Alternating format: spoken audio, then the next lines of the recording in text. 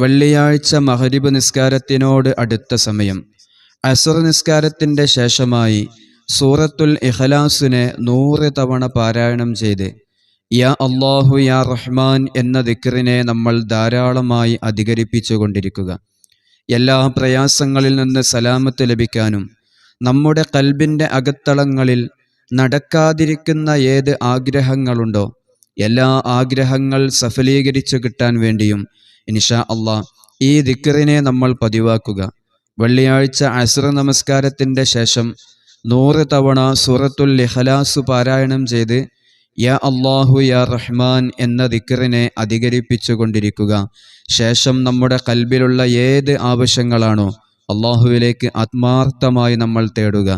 ഏത് വിഷമങ്ങളാണെങ്കിലും പ്രയാസങ്ങളാണെങ്കിലും അല്ലാഹു എല്ലാ വിഷമങ്ങളും പരിശുദ്ധമായ അസ്മാഉൽ ഹുസ്നയിൽ തന്നെ ഒന്നാമത്തെ ഇസ്മാകുന്ന യാ റഹ്മാൻ എന്ന ആ ഇസ്മിൻ്റെ മഹത്വം കൊണ്ട് അല്ലാഹു മാറ്റിത്തരും.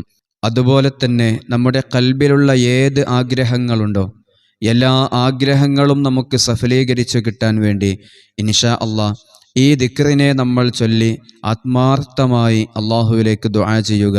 അല്ലാഹു നമ്മുടെ എല്ലാ ആഗ്രഹങ്ങളും സഫലീകരിച്ചു തരും ഇൻഷാ അല്ലാഹ്. പല കുടുംബങ്ങളിലും കണ്ണേറുകൊണ്ട് ജീവിതം പരാജയപ്പെട്ടവരുണ്ട്. സാമ്പത്തികമായി ബുദ്ധിമുട്ട് അനുഭവിക്കുന്നവരുണ്ട്.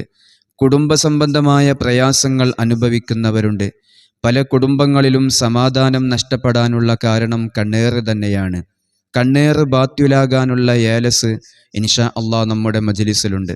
ഏലസായി കെട്ടി നടക്കാൻ പ്രയാസമുള്ളവർക്ക് ഇൻഷാ അല്ലാഹ് അവരുടെ കയ്യിൽ സൂക്ഷിക്കാൻ പറ്റുന്ന രൂപത്തിൽ, അതല്ലെങ്കിൽ നമ്മുടെ വീട്ടിലെ വിഷമങ്ങൾ തീരാൻ വേണ്ടി വീട്ടിൽ സൂക്ഷിക്കാൻ പറ്റുന്ന രൂപത്തിൽ ഇസ്മുകളായിട്ട് നമ്മൾ അതിനെ ചെയ്തു തരും.